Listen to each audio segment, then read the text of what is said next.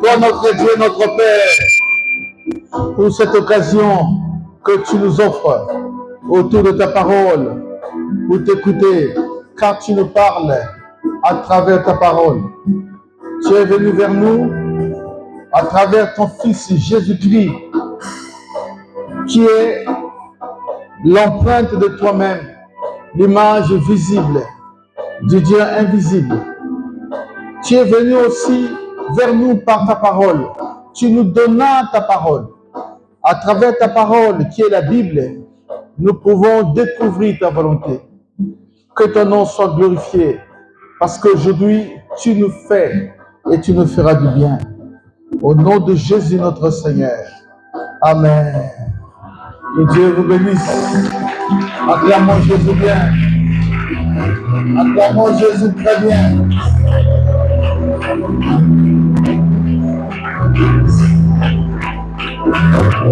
Je ne sais pas ici s'il y a des gens qui aiment Jésus.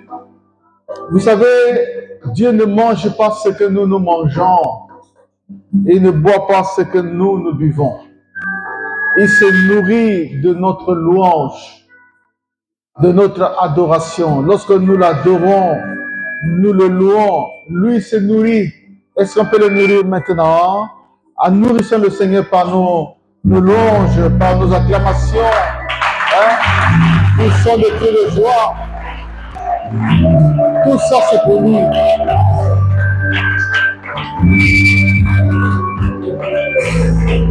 Merci. Bonjour à gauche, bonjour à droite. Dis bienvenue à ton ami, à ton frère, à ton voisin, à celui qui est assis juste à côté de toi. Dis-lui, sois le bienvenu dans la maison de Dieu. Dis-lui que Dieu te fasse du bien aujourd'hui. Alléluia. Merci. Asseyez-vous. Asseyez-vous.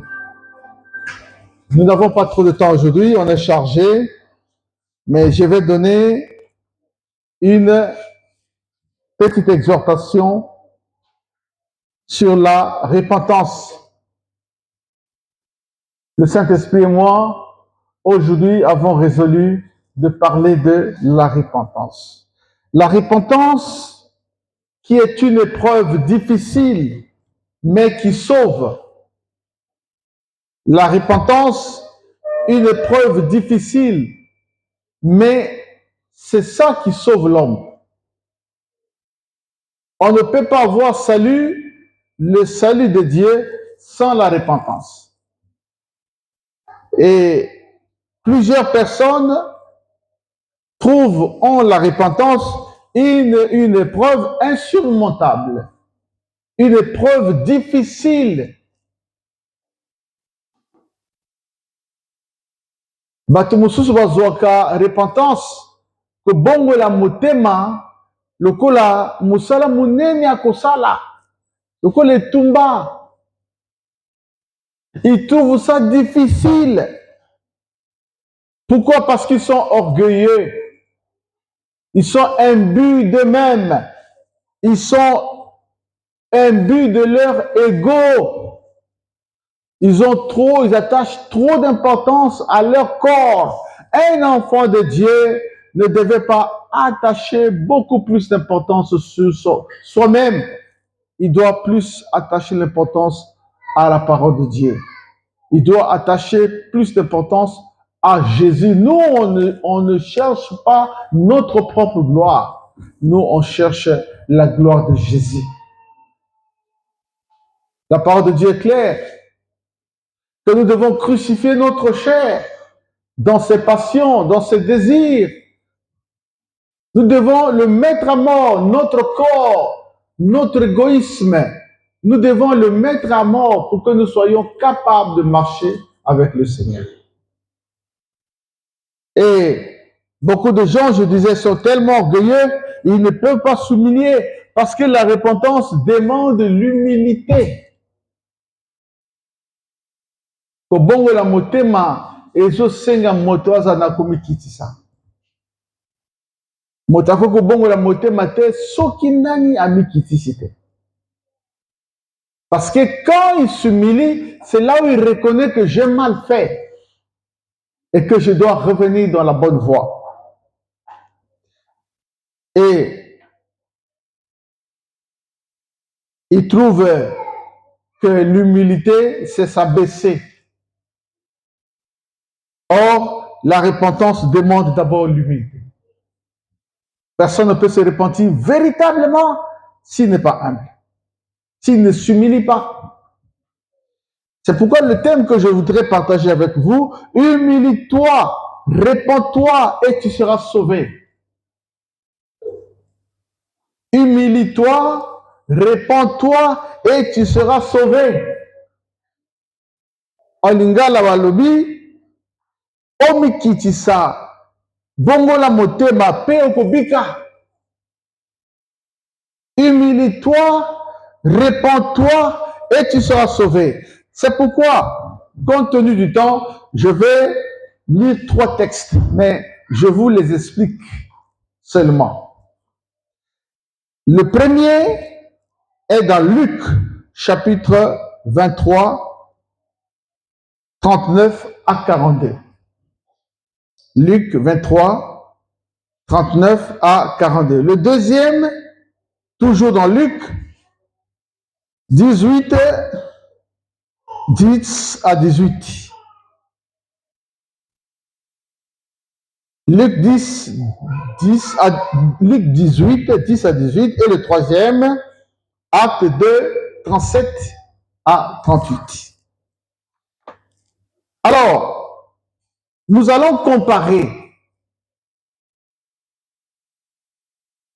Ce sont des gens qui étaient devant une situation où ils étaient appelés à se repentir. Dieu a donné l'occasion à ces gens-là de se repentir. Parce que je voudrais te dire une chose. Laisse-moi te le dire avant même de toucher le texte, sinon je peux oublier. Que chaque fois que tu as commis une mauvaise chose et qu'il y a quelqu'un qui vient t'accuser, tu sais quoi? C'est Dieu qui te donne une occasion de repentance. Je répète, hein? Soki osali kama mabe, moto ayepa na yo kolobela yo kosali mabe, eza Nzambe azopesa yo occasion obongola motema. C'est Dieu qui te donne l'occasion de te repentir et d'être sauvé parce que c'est le seul moyen d'être sauvé, la repentance. D'ailleurs, dans la doctrine du salut, le premier point, c'est la repentance. C'est-à-dire quelqu'un, l'homme qui est pécheur, rencontre un Dieu saint, un Dieu sans tache, mérite rien de semblable, pur. Et il doit se repentir, il doit confesser, admettre que dans cet état, il ne peut pas marcher avec Dieu. C'est comme lorsque je grandissais, je n'ai pas oublié ce scénario. J'avais un grand-père qui était un grand chef, un puissant homme, puissant. Mais il était venu dans un village, j'étais là. Mais dans ce village, il y avait un petit-fils, un enfant né de son fils. C'est-à-dire, cet enfant appelait le grand-père là par Coco. C'était son grand-père direct. Et quand il vient, il dit, laissez-moi passer, c'est mon grand-père, c'est le père de mon père. Laissez-moi passer. Et les gens disaient, laissez-le, c'est le petit-fils. Mais on a dit, mais on veut bien, mais il est très sale. Il ne peut pas s'approcher du grand chef dans cet état. Il dit, laissez-moi, sale ou pas, c'est pas votre affaire. Laissez-moi, c'est le père de mon père. On l'a laissé, il l'a fortifié. Et quand il arrive devant le grand-père dit, mais le chef dit, c'est qui? Il dit, c'est tel l'enfant de tel. Oui, je sais, mais dans cet état, allez le laver. Et quand ils sont allés le laver, le nettoyer, le chef était déjà parti. On ne peut pas rencontrer Dieu, on ne peut pas le servir, on ne peut pas marcher avec lui dans l'état où tu es. Il faut que tu te répandes. Je vais vous donner l'exemple de 3 personnes dans la Bible. à qui Dieu avait donné l'occasion de repentance. Parce que je te dis, chaque fois qu'au salut m'a tu es dans les mauvaises choses, si quelqu'un te dit, frère, sœur, regarde, ce n'est pas lui, c'est Dieu qui veut que tu te repentes. Il y a des gens qui n'écoutent pas le message qui leur demande de revenir dans la bonne voie. Si tu commences seulement, tu as juste le temps de commencer, après, il te lave. Je prends un premier exemple. Jésus était crucifié sur la croix. Et là où il était crucifié, il mourait avec deux malfaiteurs, l'un à gauche et l'autre à droite. Il était crucifié dans les conditions d'humiliation parce que ce bourreau l'insultait, ce bourreau le critiquait, le traitait d'aventurier. Et les brigands qui ont vu ont entendu. Et quand le travail des bourreaux était fini, le corps du Seigneur, ensanglanté, était exposé au milieu de ces deux brigands. Ils sont partis. Ils sont restés à toi. Les deux, ils commencent aussi à insulter Jésus comme les autres. Tu vois, c'est ce qui arrive. Nous sommes dans une société où les hommes insultent les hommes de Dieu. Mais toi, ne suis jamais cet exemple-là.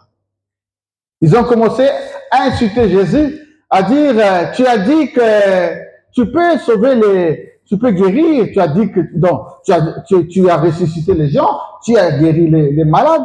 Maintenant, ici, dis un mot. Mais tu es puissant. Qu'est-ce que tu attends?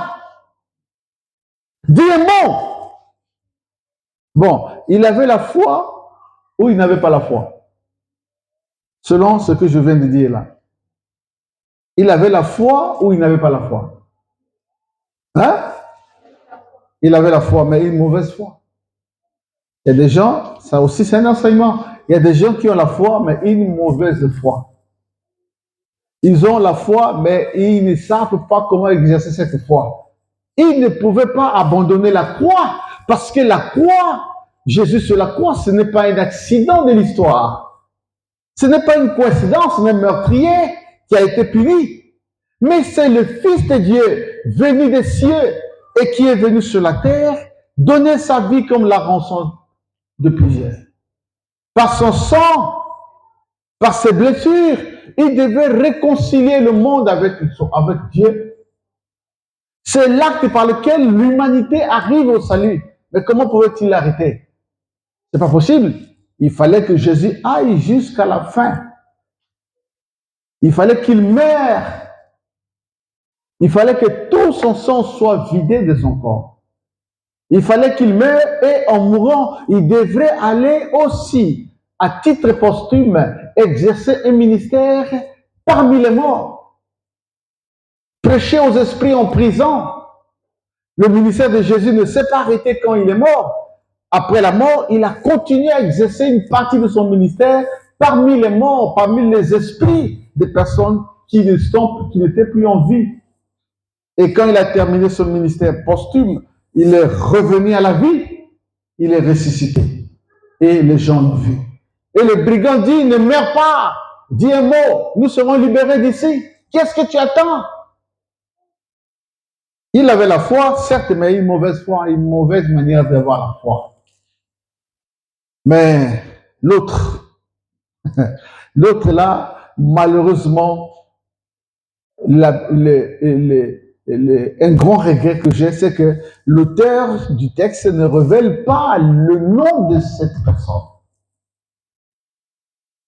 Il dit seulement le brigand qui était qui était crucifié à sa droite, sans donner le nom. S'il avait donné le nom, dans le monde entier, le nom de ce brigand serait connu. Il y aurait eu plusieurs églises qui porteraient le nom de ce brigand. Il y aurait eu plusieurs ministères en faveur des hommes, en faveur des enfants, en faveur des personnes qui porteraient le nom de ce brigand à droite. Il a pris la parole et dit, pourquoi tu parles ainsi au grand roi? Lui, il meurt, pas parce qu'il a commis de fautes, Toi et moi, nous sommes crucifiés à cause des fautes que nous avons commises. Nous sommes des brigands, des hommes mauvais. C'est pourquoi nous récoltons le fruit de notre travail. Mais lui, qu'est-ce qu'il a fait? Il n'a rien fait. Et quand il a fini de faire des reproches à cette personne, il tourne vers le Seigneur. Il a vu le Fils de Dieu, le sang coulant sur son visage, ses mains percées, en train d'agoniser. Il lui dit, il oublie sa douleur. Voyez, le brigand là, si toi tu n'oublies pas tes souffrances d'aujourd'hui pour aller vers Dieu, tu n'auras rien. Mais il a oublié les difficultés qu'il avait. Il dit, Seigneur, quand tu viendras dans ta gloire pour sauver l'humanité, n'oublie pas. Kobosa nangai te, tango yokuya kubikisa mukili, kobosa nangai te.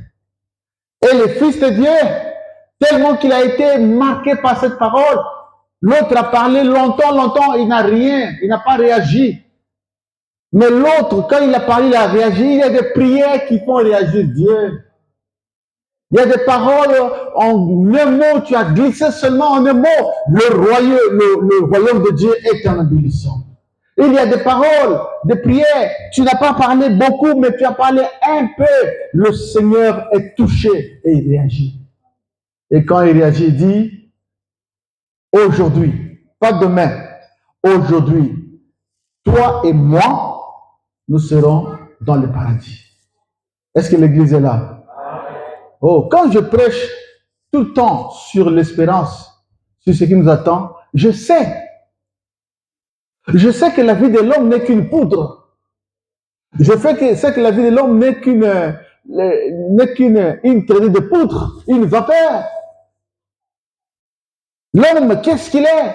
Une herbe qui sèche, qui pousse le matin, qui grandit à midi et qui se flétrit le soir. Qu'est-ce qu'il vaut, l'homme?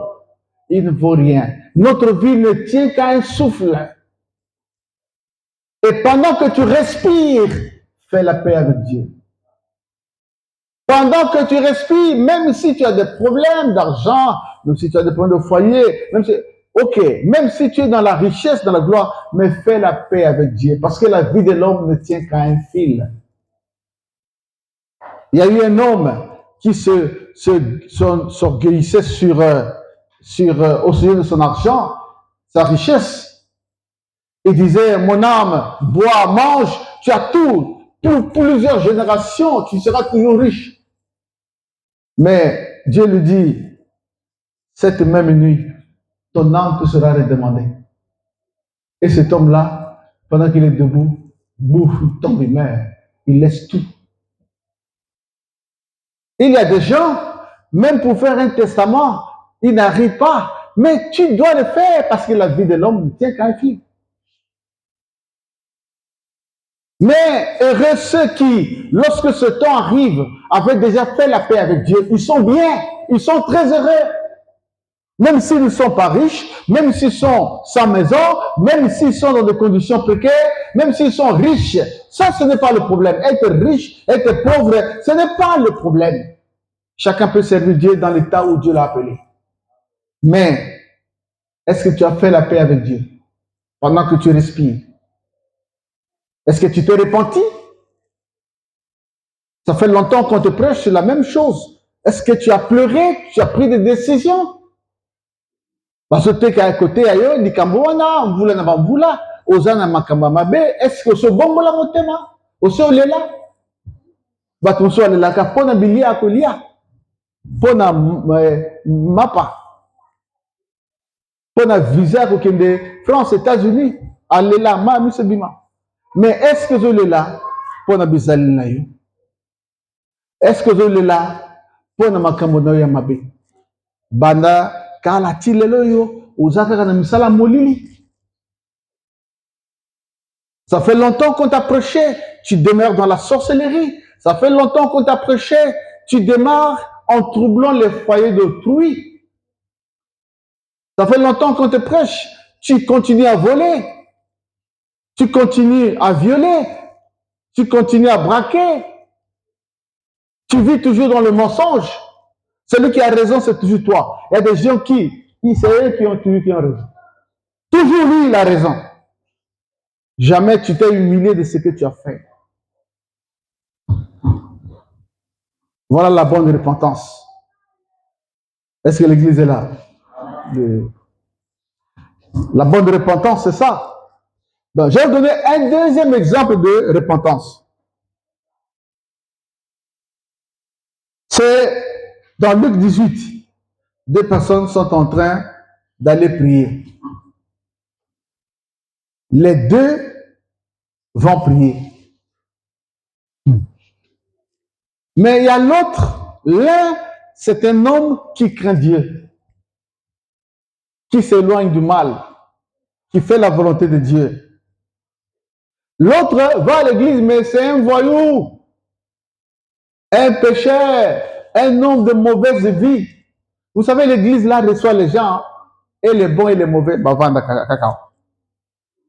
il y a des gens qui pensent que l'église, quand j'ai commis des péchés, il faut que j'aille là-bas et m'asseoir pour que seulement le vent de l'église là, me purifie. Il y a des gens qui pensent comme ça. C'est pourquoi j'insiste au pasteur, prêchez, profitez de toutes les occasions où les gens sont à l'église pour prêcher qu'ils fassent la paix avec Dieu. Parmi ceux qui viennent à l'église là, il y a des gens qui ont le sang dans les mains. Parmi ceux qui viennent à l'église là, certains ont dans leur poche l'argent qu'ils ont volé hier. Parmi ceux qui viennent à l'église là, il y a des gens qui ont fait des avortements avant-hier. Il y a des gens parmi ceux qui sont arrivés, ceux qui se sont bagarrés hier. Il y a parmi ceux qui sont là, ceux qui, étant déjà mariés, ont encore 5 personnes à l'extérieur. Ils les gèrent. Il y a des gens parmi ceux qui viennent à l'église, avec des bijoux propres, c'est comme je dis toujours, tu n'es pas fonctionnaire de l'État. Femme, tu ne travailles pas dans une entreprise. Femme, tu ne fais pas le commerce, on sait que tu n'as rien. Mais tu es toujours propre avec des vêtements qui coûtent cher, des bijoux. Où tu trouves cet argent? Moi, je me pose des questions. C'est pas ce qu'on devait trouver de toi. Tu ne travailles pas. Tu ne fais pas un bon commerce. On devait te trouver avec un niveau de vie proportionnel à ce que tu es, à ton identité réelle. Mais tu dis non, moi je suis fille de Dieu, je dois briller. Oui, tu es fille de Dieu, mais aux ambons d'ennemi. Donc Dieu t'envoie l'argent des cieux. Il dit, Marguerite, oui papa, allez, reçois les dollars. C'est comme ça? Non. Dieu ne fait pas comme ça. Il te bénit par rapport à ton travail. Il te bénit par rapport aux relations que tu as avec les autres personnes. Mais quelles sont les relations-là? Les relations de péché. Relations de péché. Et dans ce que tu reçois, tu viens la dîme à l'apôtre. Et l'apôtre que nous sommes aussi, on va faire quoi? Une sœur qui me donne. Tu bénis, tu lui imposes les mains. C'est comme si tu disais, répare, faire encore. Répare. Aux gens qui n'ont pas ah, on peut se dire, mais tu m'as donné ça par la prostitution, oui. Oh, c'est bien, répare, faire la prostitution encore. Il y a des pasteurs qui s'intéressent qu'à l'argent. Tu vois une jeune fille belle qui te donne toujours l'offrande, la dîme, tout ça là. Mais pose-toi des questions. Elle n'est pas fille d'un ministre. Elle n'est pas fille d'une grande personnalité. Elle ne travaille pas. Elle ne fait rien le matin, il passe sa journée à oindre ses ongles. Bon, elle te donne des dîmes faramineuses. Mais prends quand même le temps de dire, maman, je vais causer avec toi. Où tu travailles? Oh papa, je ne travaille pas.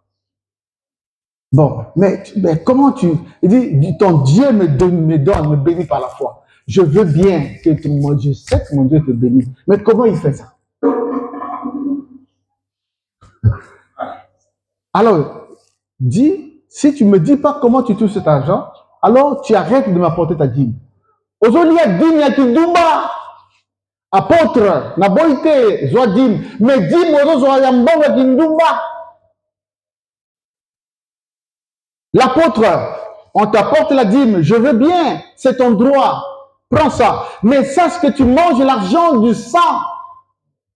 Il y a des gens qui ont été tués et cet argent est allé dans ta poche. Il faut t'arrêter de regarder les personnes qui t'apportent.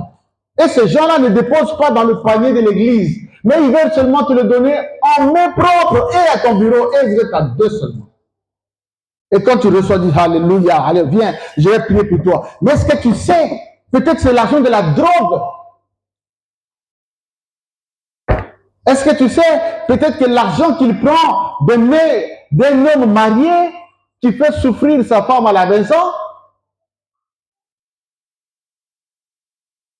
et surtout que les femmes de la rue n'ont aucun respect pour les femmes légitimes qui sont à la maison. Les enfants sont en train de pleurer. Il y a des hommes qui ne se maîtrisent pas devant leurs sentiments. Lorsqu'ils trouvent une femme de la rue, ils oublient son foyer. L'argent va à la mer. La femme à la maison pleure avec ses enfants. Ils mangent, mais ils ne mangent pas bien. Si tu as l'argent, là où il faut investir, c'est d'abord dans ta maison. Il y a des hommes qui sont des hommes, la tête là ne fonctionne pas bien. Ils laissent l'argent dans la rue. L'argent, on ne laisse pas dans la rue. L'argent, on le laisse dans la maison. Dis Amen bien. Je ne veux décourager personne. Hein. C'est pourquoi je dis à mes enfants, mes filles, il ne faut jamais espérer que ta vie, c'est un homme qui va la changer. Non, ta vie, c'est toi et Jésus. Tu dois aller à l'école, tu dois fréquenter bien, tu dois bien te professionnaliser, tu dois travailler de tes mains, tu dois gagner ton argent. Maintenant, s'il y a question de mariage, ça n'a rien à voir avec ton avenir. Tu vas te marier pas pour être bien, manger, boire. Tu vas te marier pour obéir, accomplir la parole de Dieu qui dit, il n'est pas bon que l'homme soit seul. Mais ce n'est pas pour manger, pour boire. Et les deux personnes, je disais, ils montaient dans le temple. L'autre dit, je ne suis pas comme celui-là. Il vient à l'église, mais il est toujours pécheur. Il commet toujours les mauvaises choses. Il vient nous suer, nous déranger la prière. Voilà, il est comme ça, je le connais. Un collecteur d'impôts, un homme qui fait du mal aux gens. Et après, au lieu de rester à la maison, tu viens à l'église. Tu viens le temps pour faire quoi? Et la Bible dit, cette personne, écoutez cette prière. C'est pourquoi quand tu pries avec ton pasteur, il vient, il t'appelle au bureau, ton pasteur prie, toi aussi tu pries. Aux azoma. Il faut que tu de l'aïe. Je vois aussi certaines personnes, je dis, viens, je vais prier pour toi. Il s'assoit. Moi, je commence à prier. Oh Seigneur, cacophonie. Est-ce que tu peux dire, papa a prié pour moi, il a dit ça. Il faut écouter ton père.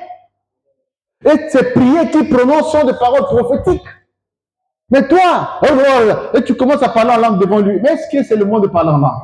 On veut prier pour toi, au lieu d'écouter la prière de l'apôtre, du prophète, du pasteur, toi tu te mets, tu as choisi ce temps pour parler en langue et à haute voix. Mais comment tu vas écouter ces paroles? Zoba. Et cet homme-là, Matoyi, il écoutait sa prière. Et tu sais la réaction de cet homme? Si c'était toi, tu allais dire quoi? Prière est moi que là. Prière de jetons. Je sais que tu ne t'adresses pas à Dieu, mais tu t'adresses à moi. Et Dieu ne peut pas écouter ta prière comme ça. Tu es un sorcier. Tes prières ne multiplient pas zéro au nom de Jésus. Ça, ce sont les orgueilleux. Mais qu'est-ce qu'il a fait? Il dit, oh Seigneur, aie pitié de moi. Je ne suis même pas capable de tourner mon regard vers les cieux, te regarder. J'ai honte de toi. Ma tête est baissée, courbée, parce que tout ce qu'il dit, c'est vrai, je le fais. Mais toi, tu sais que ce qu'on dit est vrai, mais tu t'énerves. Pourquoi? Tu es orgueilleux. Répétez orgueilleux. Les orgueilleux n'hériteront pas le royaume des cieux. Pardonne-moi. Aujourd'hui, je viens dans ton temple, dans ta maison pour me repentir. L'église, c'est un lieu où les gens viennent se repentir. C'est pas un lieu où les gens viennent aspirer à avoir les dollars. L'église, c'est pas l'église dans la pensée de Dieu, elle a été bâtie comme une maison de l'Éternel, maison de prière. C'est là où les gens viennent pleurer. Il faut lire, vous savez, si vous voulez comprendre la pensée de Dieu sur le temple, il faut répartir à vous-même la construction du tabernacle. Pourquoi Dieu a fait construire le tabernacle? Pour que ce soit un lieu où l'on adore Dieu, où on lui apporte des offrandes, où les gens viennent se réconcilier, faire la paix avec Dieu, apporter, parce que les offrandes ont une signification profonde, ce ne sont pas des cotisations. Par offrande, la personne endosse qu'il adore Dieu. Mais qu'est-ce que nos églises deviennent? Un lieu de danse. Même si les danses, ce n'est pas mauvais aussi. Un lieu de concert, un lieu de spectacle. Non, pas que ça. Mais il faut que ce soit un lieu où les gens qui ont péché viennent faire la paix avec Dieu. Vous voyez l'exemple de ce publicain? Il a fait la paix avec Dieu dans le temple. En entrant dans le temple, en allant vers le temple, il avait la décision. Je dois prier, je dois dire Seigneur, c'est fini avec cet homme, c'est fini avec cette femme, c'est fini avec la magie, c'est fini avec la sorcellerie, je vais te suivre. Et lorsque le prédicateur prêchera, lorsqu'il lancera l'appel, qui veut le recevoir Jésus? Je serai le premier. Ça sort des décisions que tu as dans ton cœur en venant à l'église. Certains viennent à l'église pour exposer leurs vêtements luxueux qui se sont achetés. Quel drame! Mais ce n'est pas votre faute. Vous avez hérité tout ça de nous. Les pasteurs sont devenus des superstars. Quand ils viennent, ils s'habillent autrement. Ils se coiffent autrement. Les bijoux, tous nous avons besoin de bijoux. Mais ce qu'ils portent là, ce n'est pas des hommes ordinaires.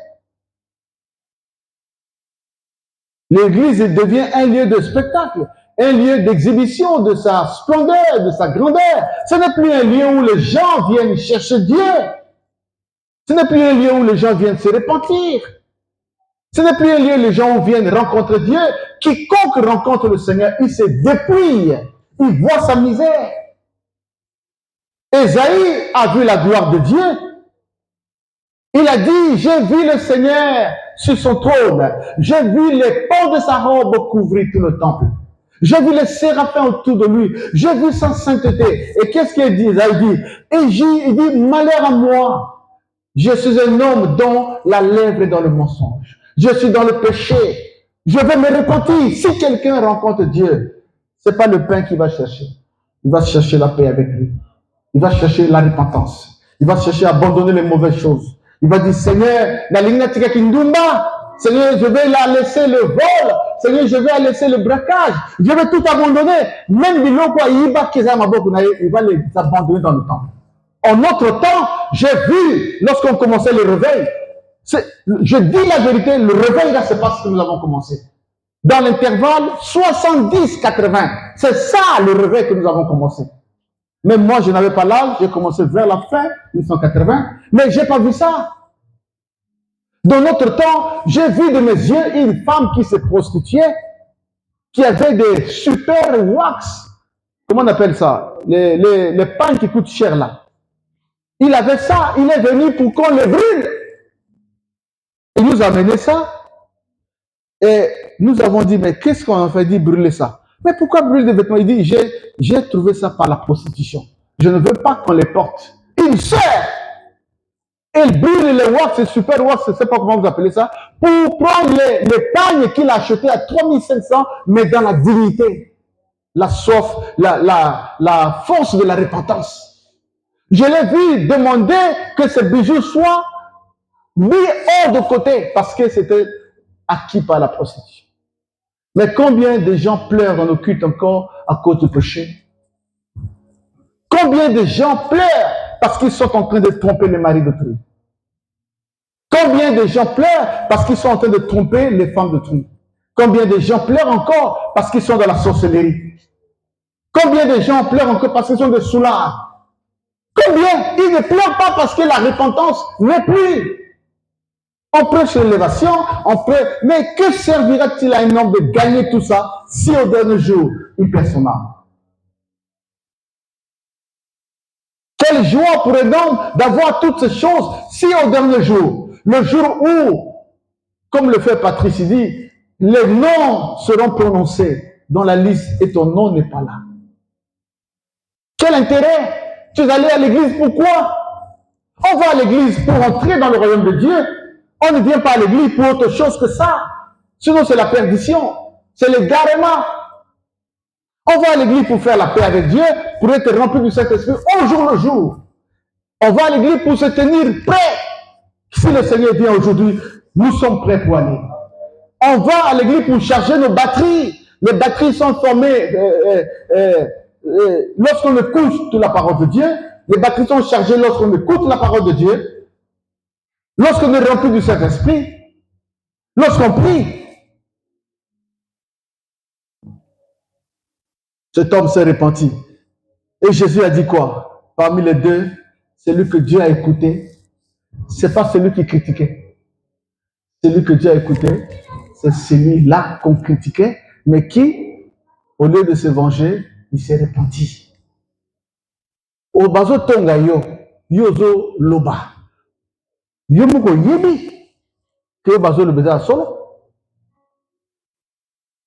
Chez nous, il y a un adage qui dit, celui qui nie, c'est seulement la bouche, mais le cœur sait. On te critique, si c'est vrai, répands-toi, point barre. Il y a aussi des gens qui n'aiment pas qu'eux, ils demandent pardon. Il faut que seulement ce soit les autres qui leur demandent pardon. Mais aux un mot ma salité, tu n'as pas un cœur repentant. Pourquoi toi, on te demandait pardon si la faute vient de toi? Pourquoi doit-on te demander pardon si la faute vient de toi, si c'est toi qui dois demander pardon? Et si tu es humble, si on vient te demander pardon alors que la faute vient de toi, tu dis non, c'est pas moi, c'est pas vous qui devez me demander pardon, c'est plutôt moi qui dois vous demander parce que j'ai mal fait. C'est ça les enfants de Dieu. Il y a des gens dans l'église qui sont orgueilleux. Tu as mal fait, mais tu veux aussi que malgré que tu as mal fait, que les gens viennent se courber devant toi. Oh, quelle catastrophe spirituelle. Pierre a prêché. Il a prêché le jour de la Pentecôte. Il a expliqué l'effusion. Vous voyez, c'est ce que j'ai toujours dit. Il y a aujourd'hui des pasteurs qui critiquent, qui ne veulent pas l'approbation. Ils disent que c'est le Saint-Esprit qui donne tout. C'est une erreur. Ça fait partie l'une des causes des érosions spirituelles dans l'église de réveil. Vous avez vu Pierre? Un homme qui prêche, quand il enseigne, vous avez vu son exégèse. Il parle d'un texte de l'Ancien Testament, de Joël. Il explique l'effusion. Vous sentez qu'il connaissait. Même si tu n'as pas étudié, tu n'es pas allé loin, mais tu peux étudier la parole de Dieu, tu peux la connaître.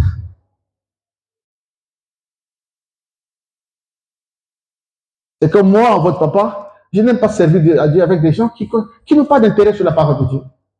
Si tu me vois, moi, je te sers à mes côtés et je veux que tu sois formé autour de moi, c'est que je veux te servir Dieu avec toi. Mais si tu n'as pas d'intérêt sur la parole de Dieu, non, qui non, wapi. Je ne veux plus servir Dieu avec ce genre de personnes qui suivent l'église comme un mouvement, comme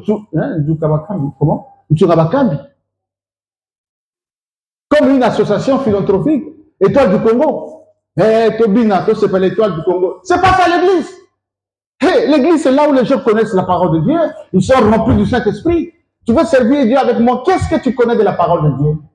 Tu n'as aucun intérêt pour la parole. Tu ne la lis même pas. Mais tu veux m'approcher pour faire quoi? Le Bobundi Sangaï. Non.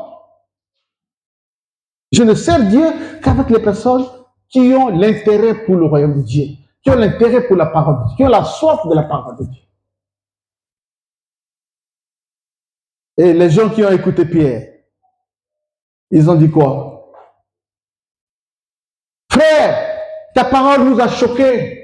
Ta parole nous a fait du bien et du mal dans le cœur. Nous voulons nous repentir. Que devons-nous faire? C'est là où Pierre dit, repentez-vous. Soyez baptisés au nom du Seigneur Jésus afin que vos péchés soient pardonnés. Vous avez vu? La repentance. La réponse des gens. Toi, quand les gens prêchent, Quand les prédicateurs prêchent, tu les menaces. Ils ont prêché contre moi. Ici, dans AFD, nous avons un principe. Comme quand, ici, dans AFD, quand on prêche, ceux qui sont concernés, merci. Ceux qui sont concernés, arrête de menacer les gens. Ne menace pas les gens. Bazote yangai, bayokaki masango. Awate papa, maman, pardon awate.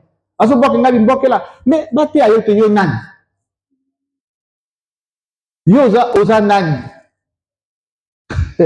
Nous avons un chef dans ce pays qui dit oza le côté. Yo nani oza le côté. Pourquoi pas prêcher contre toi? Si tu es dans le péché, tu fais les mauvaises choses. Moi, je ne peux pas prêcher contre toi. Mais tu viens faire quoi ici? C'est que tu ne viens pas te repentir. Il y a des gens qui viennent à l'église pour chercher des femmes. Il y a des gens qui viennent à l'église pour chercher les hommes. Surtout ceux qui viennent chercher les hommes. Moi, je n'aime pas travailler avec des femmes comme ça. J'ai servi avec des femmes qui aiment Jésus, qui viennent chercher à s'approcher de Dieu. Le mariage, c'est un projet de Dieu. Ça ne vient pas de nous. Tu peux dire que, bon, moi, je me marierai dans 5 ans. L'année prochaine, Dieu te donne une femme. Ou bien te donne un homme. Tu peux dire que moi, je me marierai l'année prochaine. Dieu va t'en donner 10 ans après. Au salaire ennemi. Il est souverain. Mais l'orgueil bloque la repentance.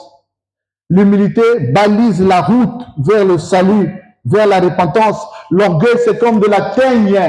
Elle te ronge petit à petit jusqu'à la ruine.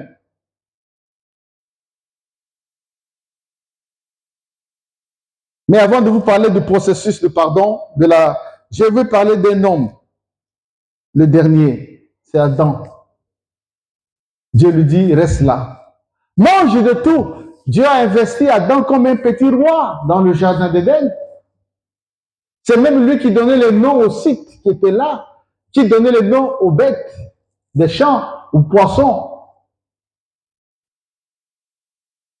Dieu lui dit, mais pour marquer ma souveraineté, Adam, puisque je t'ai créé comme un autre chef comme moi-même, mais pour marquer la différence entre toi et moi, voilà ce que j'ai dit, ne mange pas l'arbre qui est au milieu du jardin. N'en touche pas.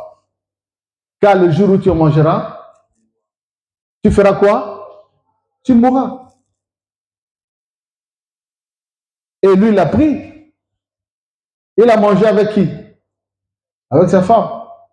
Et quand Dieu dit, viens, il ne demande pas de compte à qui? À la femme. Parce qu'il sait que l'ordre, celui qui a reçu l'ordre, c'est qui? L'homme. Il dit, mais Adam, où es-tu? Oh, je suis nu. Qui t'a appris que tu es nu? As-tu mangé l'arbre? Si c'était moi, Adam, j'allais dire, Seigneur, pardonne ton serviteur. J'ai mangé ça, mais je viens vers toi parce que je sais que tu es le Dieu qui pardonne. Pardonne-moi. J'ai mal fait. Je tombe à genoux devant toi. C'est moi, Adam. Le frère là, le jour où je vais le rencontrer, je lui poserai des questions. Pourquoi tu n'as pas fait ça? Ça te coûtait quoi? L'humanité entière est en ruine à cause d'Adam.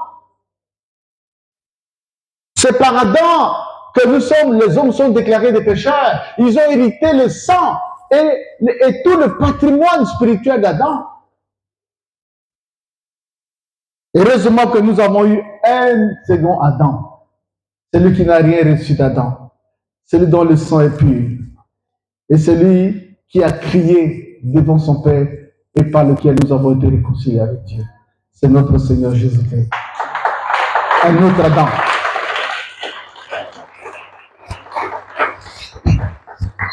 Et écoute la réponse. Écoute la réponse d'Adam. Écoute bien. C'est pas ma faute, hein. Bon, c'est pas écrit comme ça, c'est papa qui ajoute un peu, hein. C'est la femme que tu m'as donnée. Si tu ne me l'avais pas donnée, je serais pour toi, pour moi, tranquille. Mais tu es venu vers moi, je ne t'ai pas demandé la femme, hein. C'est toi qui me l'as donnée.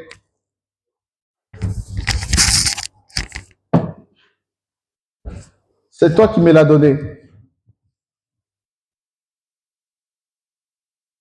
Il ne s'est pas repenti.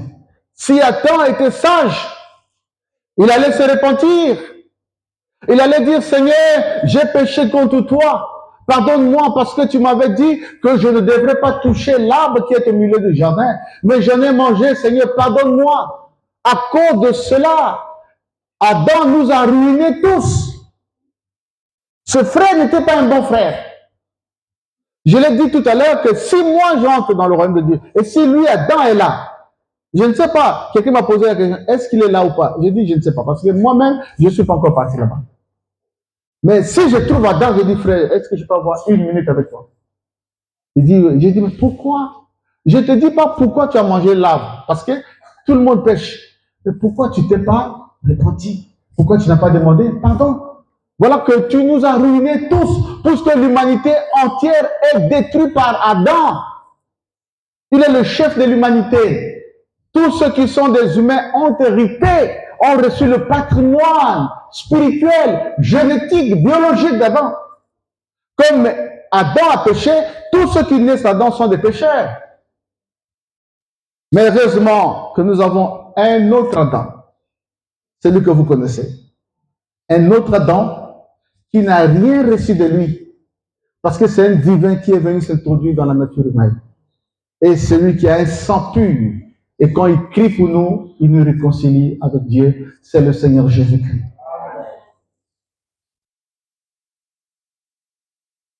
Réponds-toi, frère, tu as péché, on te dit, baisse ta tête.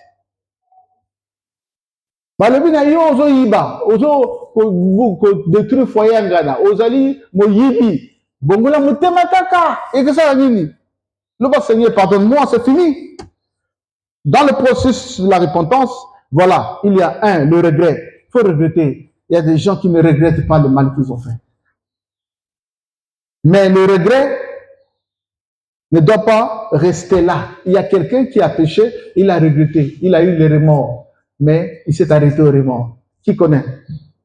Dans le Nouveau Testament, la Bible dit qu'il a eu des remords. Après, il s'est arrêté, il est allé se suicider. C'est Judas. Tu ne dois pas t'arrêter au remords. Le remords, ce n'est pas la repentance, mais c'est un début. Deuxièmement, il faut confesser, il faut avouer, déclarer par ta bouche que ce que tu as fait est mauvais. La Bible est pleine d'exhortations sur cette question. Si tu confesses de ta bouche et si tu crois, il n'y a pas que croire, il y a aussi confesser. Il faut confesser que Jésus est ton Seigneur. Il faut confesser que ce que tu as fait là est mauvais. C'est ce que Dieu attend de toi. Troisièmement, faire la paix avec Dieu. Tu fais la paix en se repentant. En se repentant. Tu fais un volte-face. Volte-face veut dire changement. Tu allais dans cette direction directement, tu changes de direction. Ça veut dire ne répète plus les mêmes choses pour lesquelles tu as déjà demandé pardon à Dieu. Que Dieu nous aide. Combien nous demandons pardon à Dieu et nous repartons dans ces choses chaque jour. Aujourd'hui, Seigneur, pardonne-moi. Demain, tu repars. Après, Seigneur, pardonne-moi encore. Tu vois, que Dieu nous aide d'avoir la force de nous lever pour toujours. Et quelqu'un m'a posé une question, il dit, pasteur, comment on peut savoir réellement que ça, c'est le vrai pardon? Est-ce qu'il faut, il faut oublier le mal qu'on t'a fait? Si quelqu'un dit, pardon, c'est oublier, et ne plus se rappeler, ce n'est pas correct. Parce que nous avons la mémoire. Même une image la plus sale qui est dans ton téléphone. Si tu ouvres le téléphone, tu vas voir cette image. Parce qu'il y a une mémoire. Mais j'ai entendu un psychologue, c'était une femme. J'ai aimé ça. Il dit, pardonner, c'est tout ce que j'ai cité là, le regret, déclarer qu'on a mal fait, tout cela. Mais il dit, il a dit quelque chose qui m'a beaucoup touché. Il dit, il faut exhorter la personne qui a mal fait et pour l'amener lui aussi à la repentance. Ça veut dire que tu m'as fait, tu as mal fait, tu m'as blessé, le sang coule. Mais je reviens vers toi. Je t'exhorte à ne plus jamais faire ça. Et je te mets en paix avec Dieu par Jésus-Christ notre Seigneur. Je t'amène à la repentance. Ça, c'est le pardon. Mais généralement, quand quelqu'un a mal fait contre nous, on veut qu'il meure. Mais s'il meurt, tu as gagné quoi?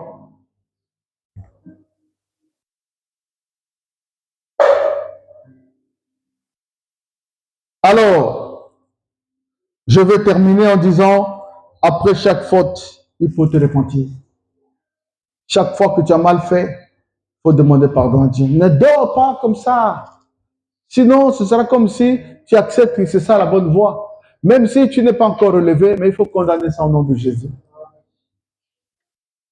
Dis Amen bien.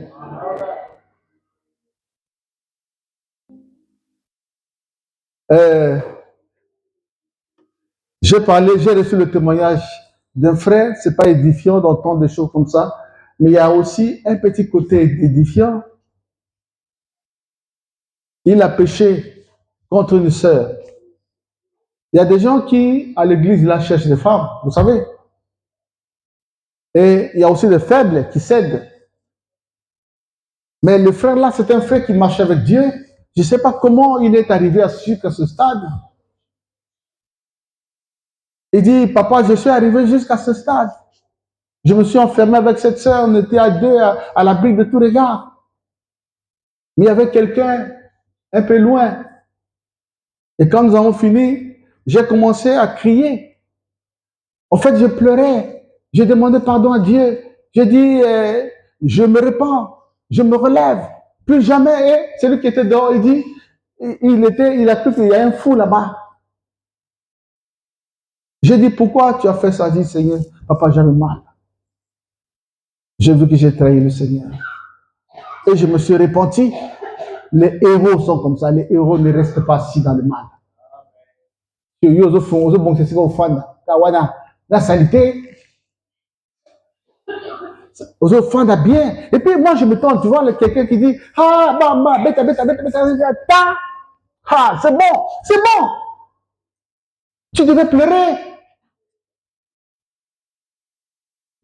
Parce que tu n'es pas repentant. Si tu as mal fait, il faut condamner ça au même instant. Est-ce que mes enfants écoutent bien?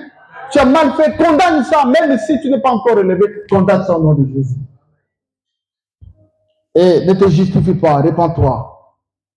Ne menace pas celui qui t'accuse, mais répands-toi. Il y a des gens qui accusent même, qui menacent même celui qui a fait un songe.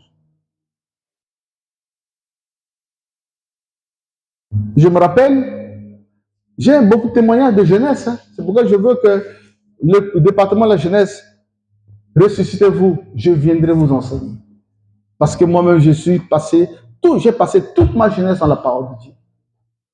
Je me souviens, on était en Gangalingolo, j'étais jeune pasteur, très jeune. J'avais créé une église là-bas, un groupe de prière en 1986. J'exhortais, je prêchais, mais il fut arrivé un moment où j'étais tenté. J'étais très loin de l'église, très loin, à plusieurs kilomètres. J'étais tenté, prêt à faire le mal. J'ai prié. Il y a des moments où tu as prié, mais tu sens que la profondeur des pensées était tellement, ça demande encore beaucoup plus de travail. J'ai dit non, j'ai décidé, je passe à l'acte. Et dans le groupe, Dieu a parlé à un frère. Il dit, pasteur, oui, j'ai fait un songe pour toi. J'ai vu que tu es en train de... Bon, je ne vais pas dire ça parce que si je dis ça, tu vas dire, papa veut dire, si tu rêves comme ça veut dire forcément dire. Je préfère ne pas dire ça.